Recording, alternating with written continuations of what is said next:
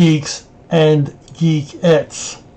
Ladies and gentlemen, boys and girls, gats and kittens, comic book fans all the world over, welcome to Take Two. Hopefully I've improved the audio quality from yesterday's transmission, and I'm going to do this all over again.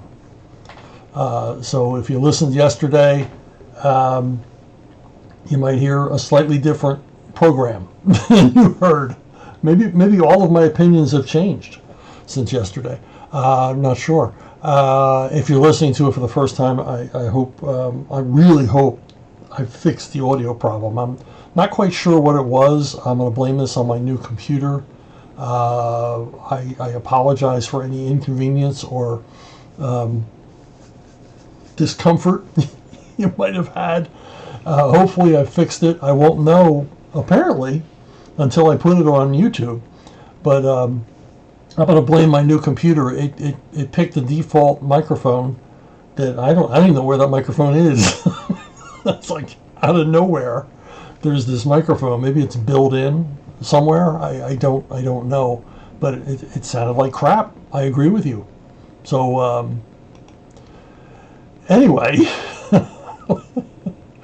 as I was saying yesterday, I've had a few of these delayed because I've been writing a lot.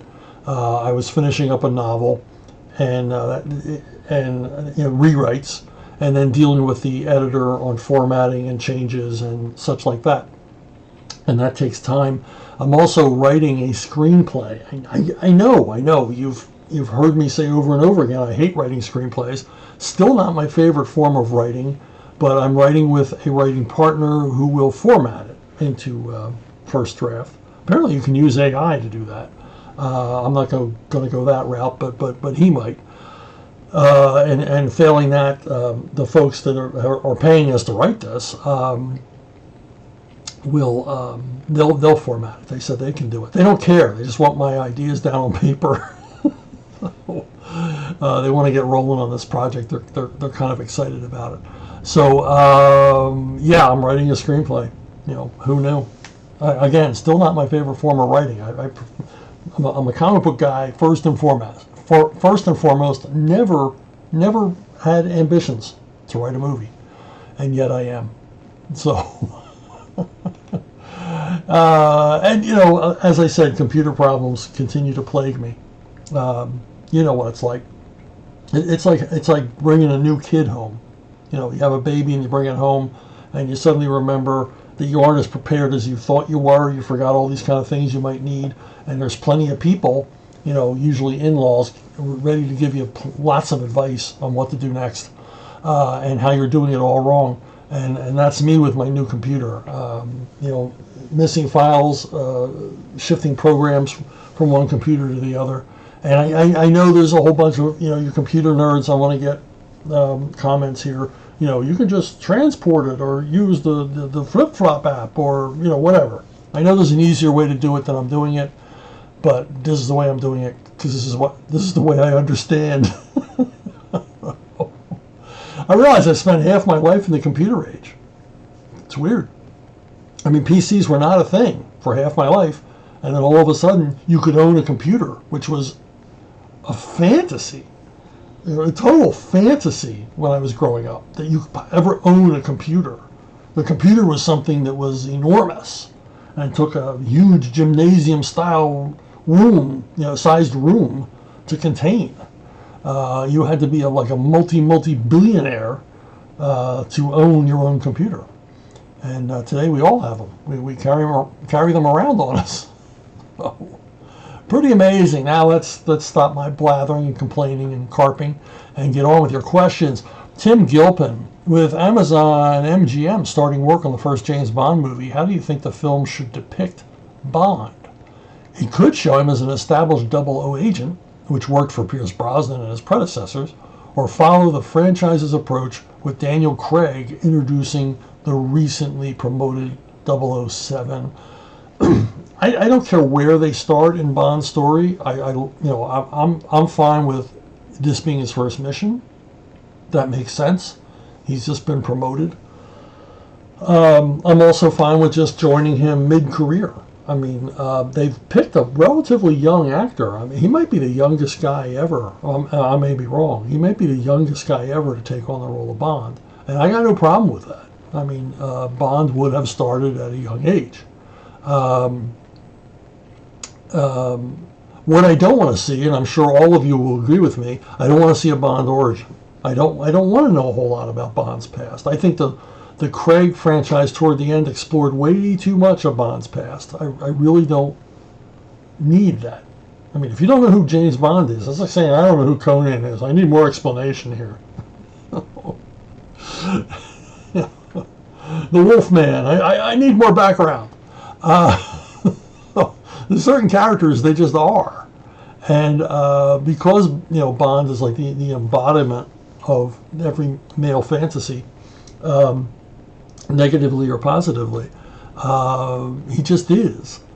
Now, what I would like to see, and what a lot of folks have said, including folks that have commented here, is I would love to see these stories set in the Cold War. And as I said, the actor they picked was young enough that he can be Bond for the next 10, 15 years, and bring the series up into from the 60s into the 70s, maybe even into the 80s and the fall of the Soviet Union. I mean, the possibilities are endless.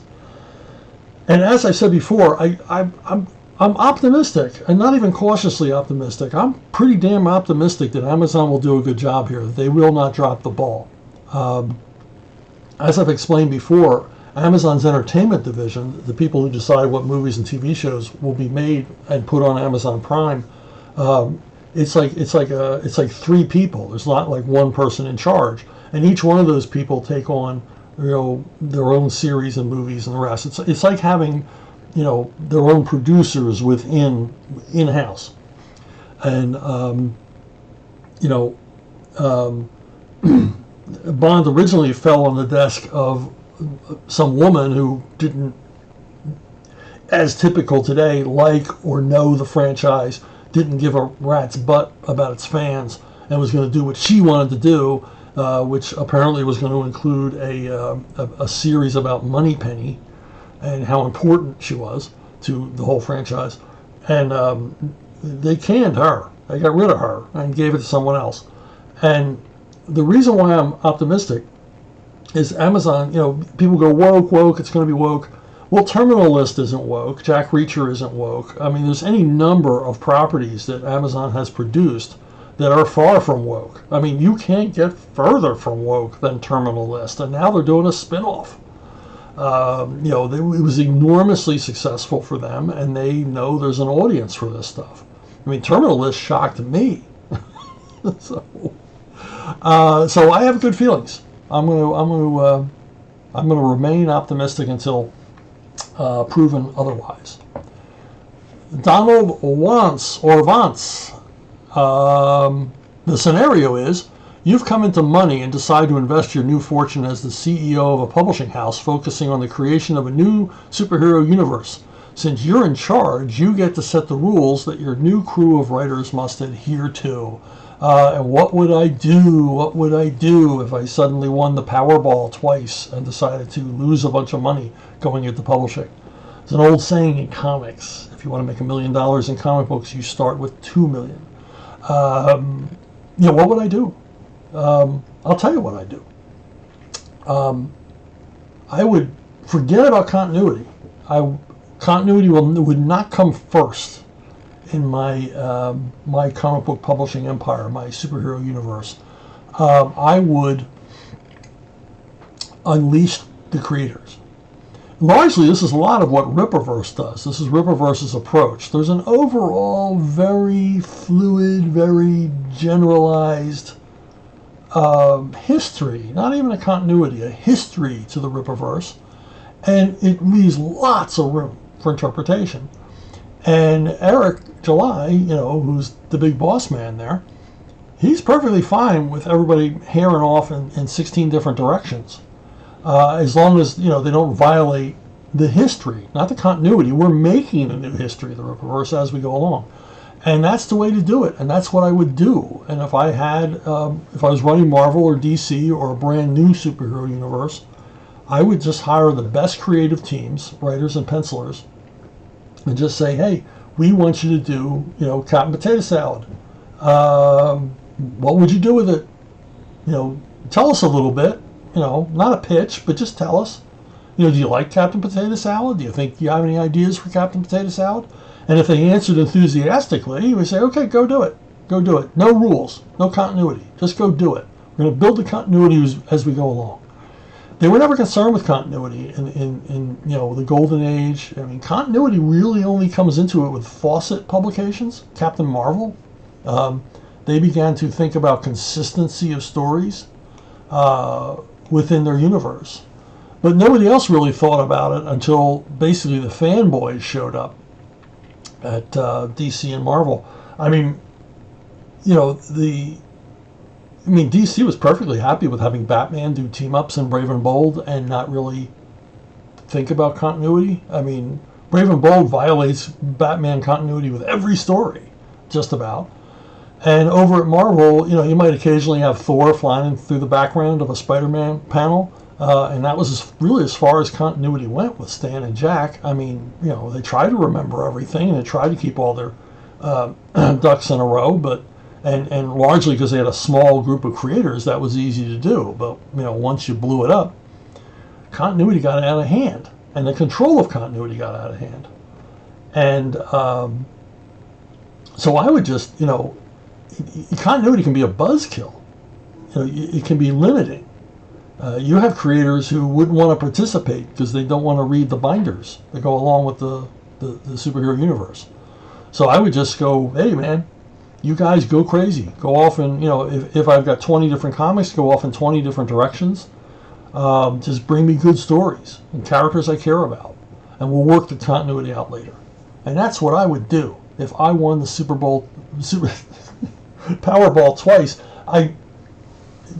But obviously I wouldn't do that. I wouldn't have no interest in doing that. But in your fantasy world, that's what I would do. Fantasy Chuck Dixon on Earth 2 would start up a comic book company with a new superhero universe. Christopher Cohen, speaking of Spidey, yeah, I got your questions out of order, I'm sorry.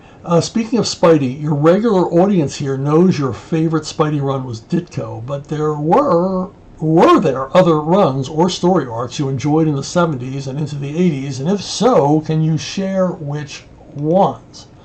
Around issue 100, like leading up to 100, I really dug this run.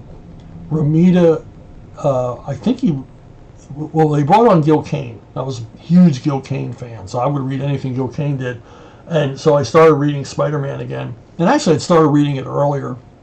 There was a Spider-Man magazine, like a one-issue Spider-Man magazine with Romita art, beautiful black and white Romita art, which might have been part of the reason they brought Gil Kane on here. Mr. Romita, all the respect in the world for Mr. Romita, hardworking, professional, great guy, just an awesome guy to meet. What a sweetheart that man was. But he had a problem with deadlines, and it wasn't because he didn't work hard. It wasn't because he was lazy or anything like that. He just was intimidated by deadlines, and he would readily admit this.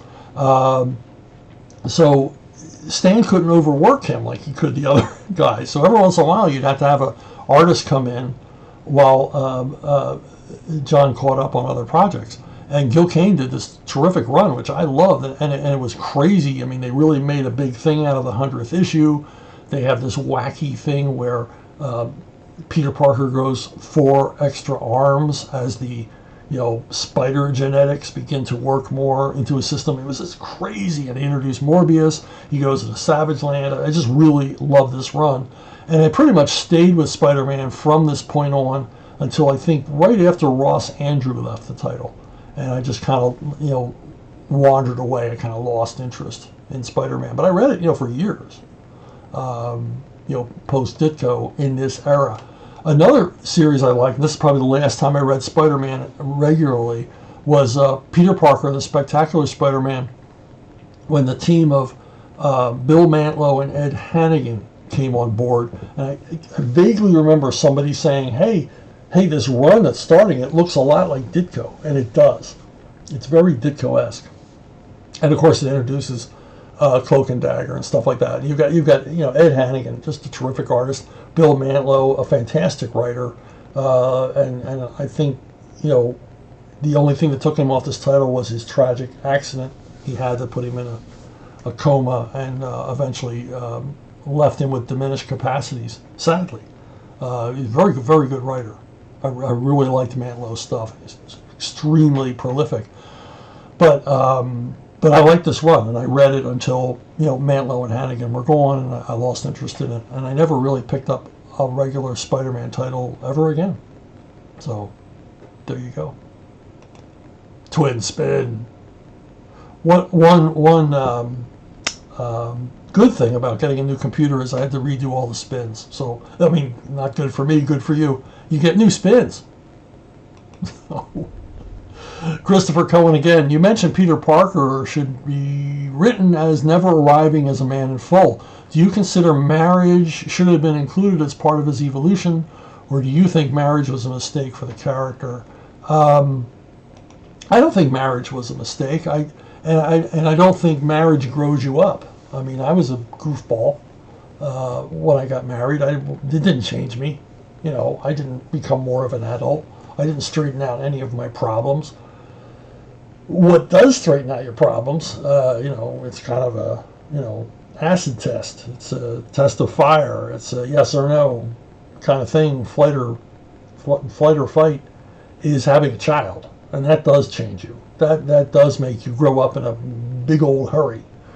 And it's almost instantaneous. It's like a switch has been turned on that you weren't even aware of.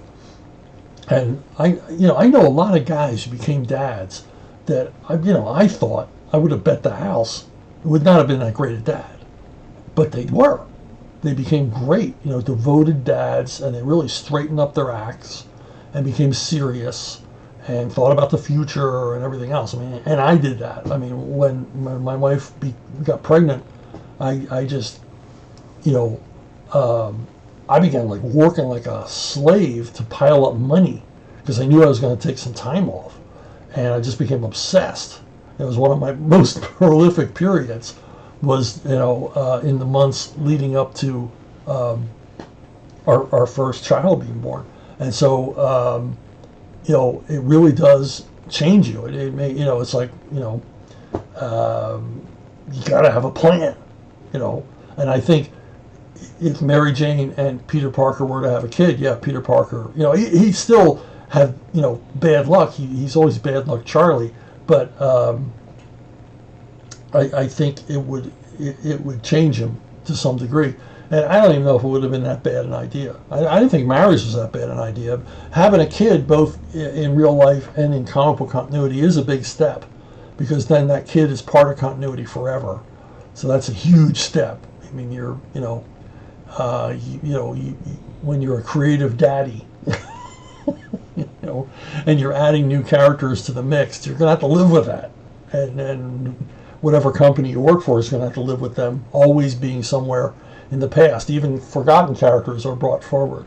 I mean, James Gunn says he's obsessed with Polka Dot Man. I mean, who knew? Why? Polka Dot Man? I think I used it once. Anyway, that's my opinion. Live with it. Triple spin. Okay. Christopher Cohen again.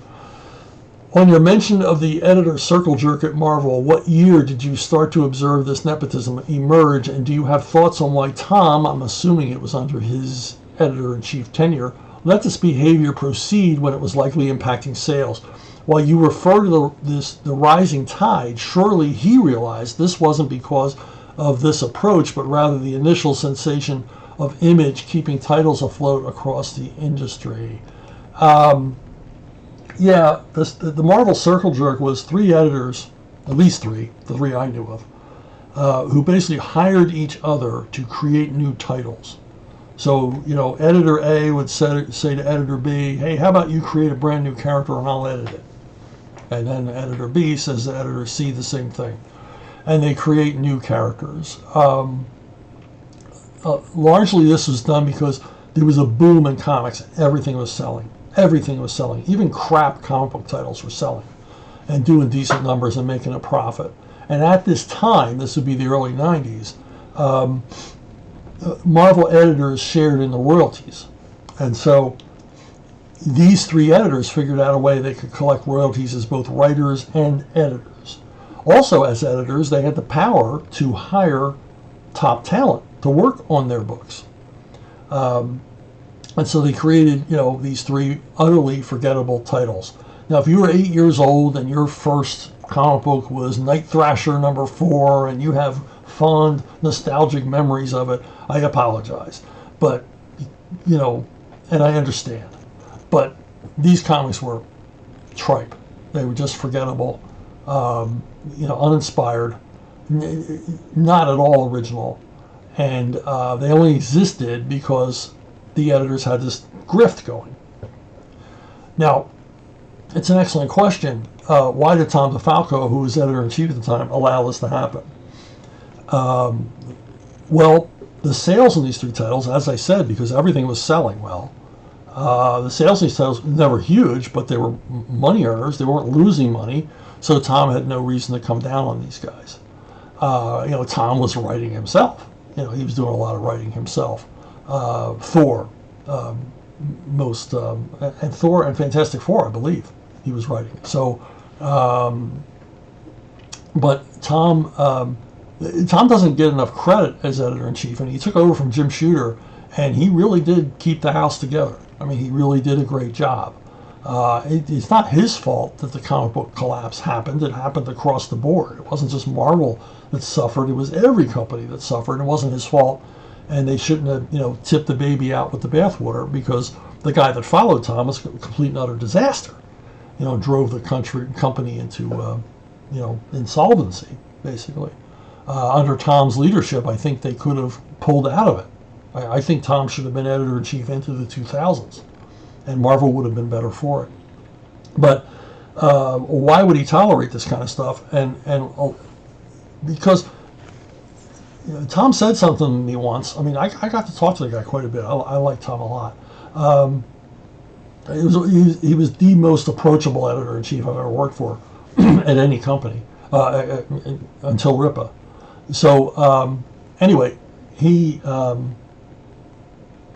I asked him because he was exploring new markets. He was trying to find new audiences. I mean, he understood comics can't survive if we're just reaching out to comic book fans, and we have to find new comic book fans. He understood the pitfalls of the direct market, because he understood that there was a danger that just selling at the comic shops would eventually make comic books irrelevant to the general public. And so he instituted this program where they would reach out, and they did Civil War comics, they did dinosaur comics, and these were meant for venues beyond the comic shops. It'd be sold in museums and places like that, and hopefully the Civil War battlegrounds. But I've fought that fight myself, and even Marvel couldn't get on. Get sold in gift shops at Gettysburg or Manassas or places like that. That was never going to happen.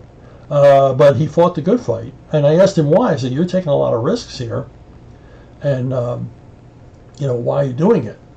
And he says, "Well, we're making a lot of money now. Marvel's very profitable. We can afford to take chances." In other words, Marvel had a lot of chips on the table, and they could afford to risk a few in order to potentially grow the audience for Marvel Comics. And it was a very, very smart, very astute business plan that he had. He had a strategy. And that covered the circle jerk guys, because they weren't losing money, so there's no reason to punish them for what they had done. And that's the long and short of it. And that's how that happened, baby. Quadruple spin. Okay. Christopher Cohen is back with, while on the topic of believability, what are your thoughts on billionaire superheroes keeping construction of their secret bases off the books? That is, Bruce has had significant modifications made to his Batcave over the years, so how does he ensure construction firms he contracts for this don't question what he's getting them to do the work for, or contract workers not leaking the information on the streets? This is an awesome question, and one I wrestled with a lot with in the Bat offices, largely with Denny O'Neil, over the imponderables, the ridiculous notion that Alfred and Bruce, basically modified a cave beneath the house. Now, it was believable when it was just the cave, because it's like, okay, it's a cave. They make some sort of a platform, and then they've got to bore a hole out to the surface so the Batmobile can get out of the cave. Okay, I'll buy that. Two guys could do that with the right equipment, and Bruce Wayne could certainly get the right equipment. But as the cave evolves into this architectural engineering marvel, it's like there's no way these guys could do this on their own. The equipment, the time, the knowledge, and all the rest of it. It's just simply ridiculous. This could not be. And, especially just, two people. And, I had a lot of problems with this. Now I added to the Batcave a lot. I mean, I added a set of stairs that led down to the hidden subway platform. Graham and I added that. I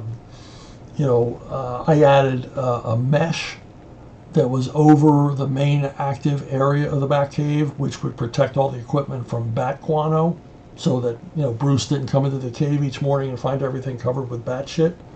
So I added a bunch of stuff, and I never really, because it's a fantasy, and we were told not to really think about it. Not think about, well, who did that? Did Alfred and Bruce erect scaffolding to get up there and hang that mesh?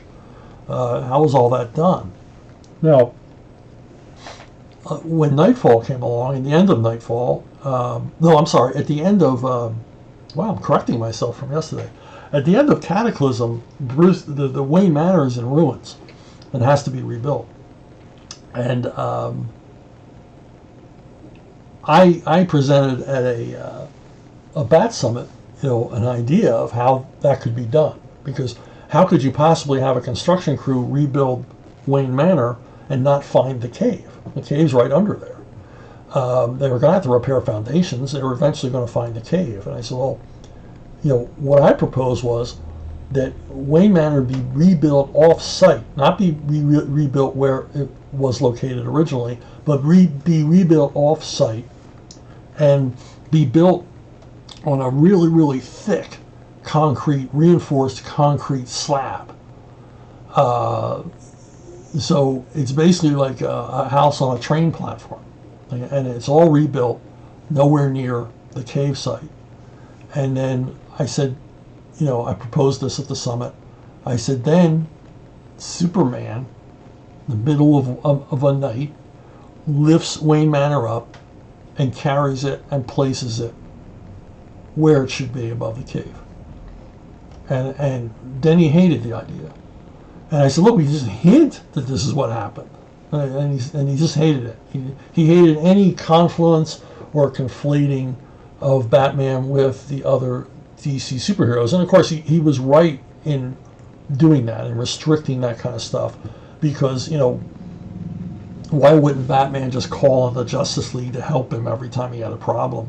And we wanted to keep that out of the readers' minds. And I said, but just this one time, it makes sense. And I said, and readers would think it was really cool, because I think it's really cool that he had help from Superman, and then imply that he had help from other superheroes at times to help with construction of the Batcave, because it just makes sense. I mean, Superman could bore tunnels and lift things.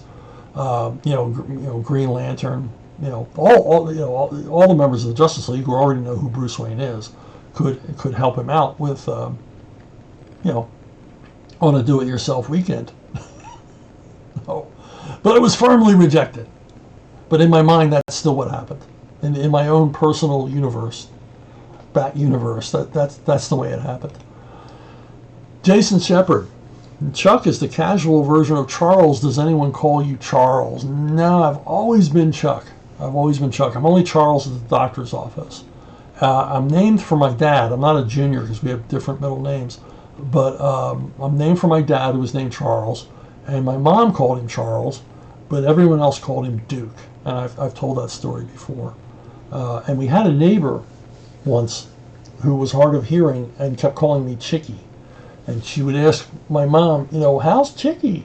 And my mom would always go, who's Chicky? But yeah, I was never Chucky. Even when I was a little boy, I did not like that one. Okay, Jason Shepard again. Whoa, wait a minute, Jason. I gotta give you a twin spin.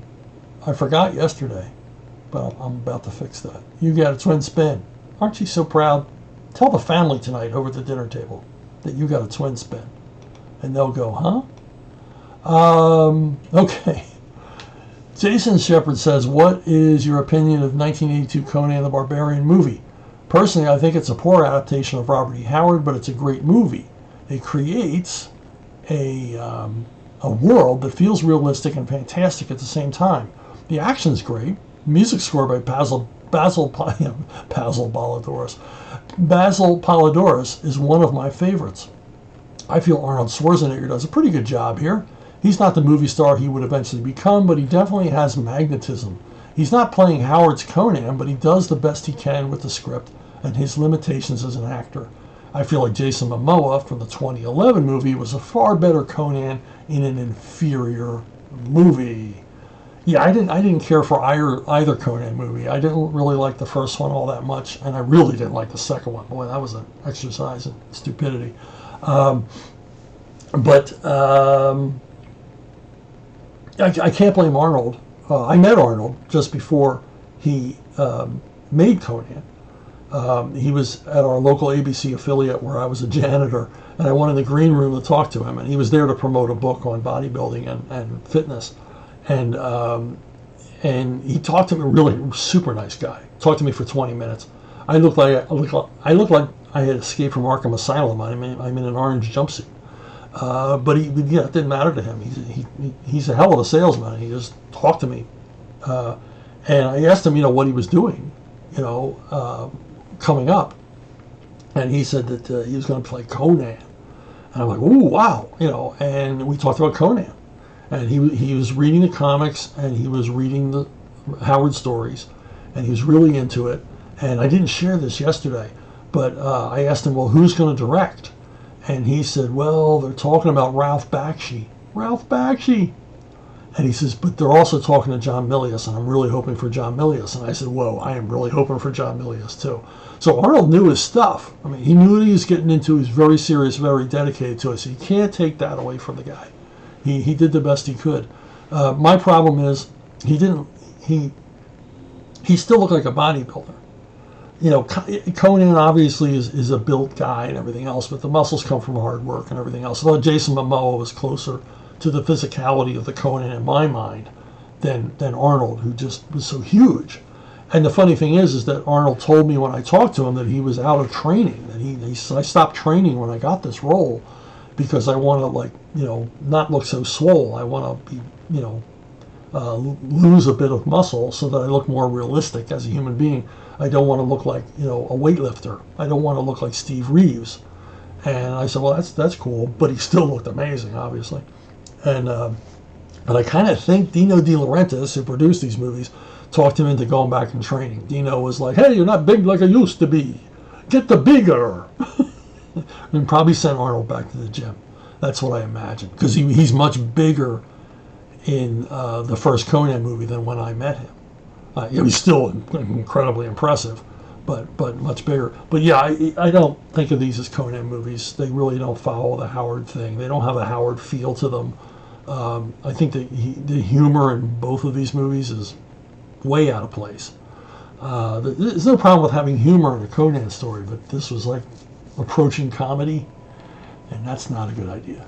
But I agree with you. Momoa was a better match visually to what I think we all think Conan would look like, and but not a good movie.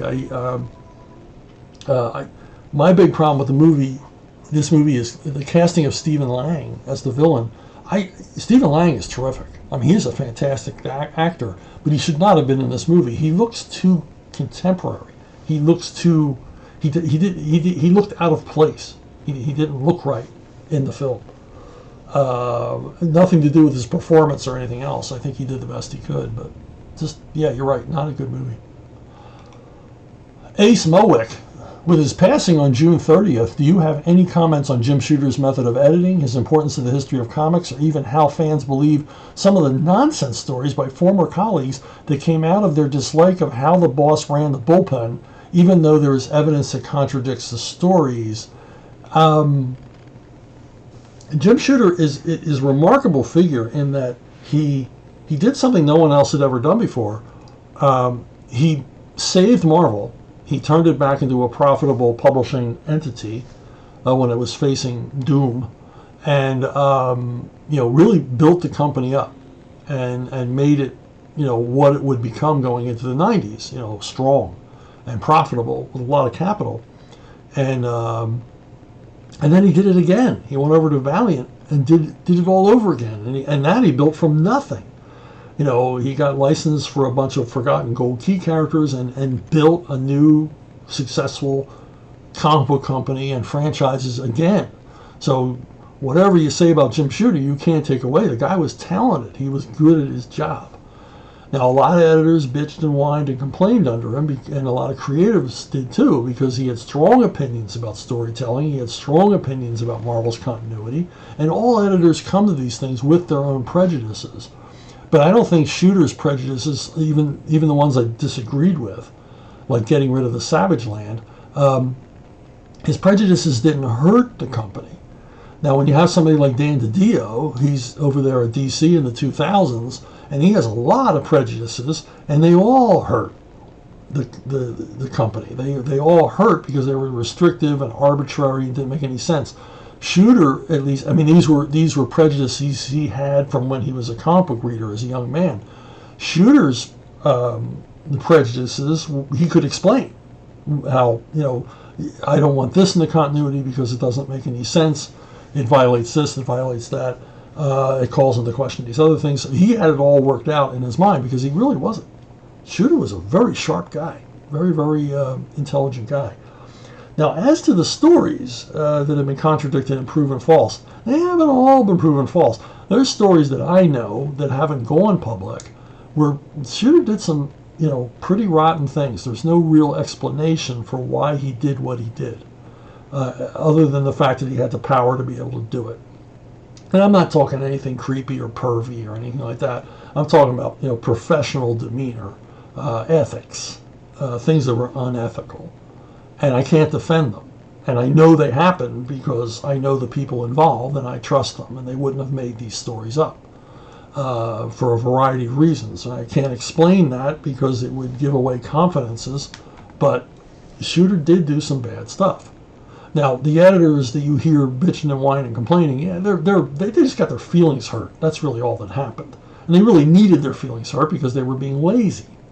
They were letting deadlines pass or get too close. I mean, Marvel was always a house of chaos, always will be a house of chaos when it comes to deadlines.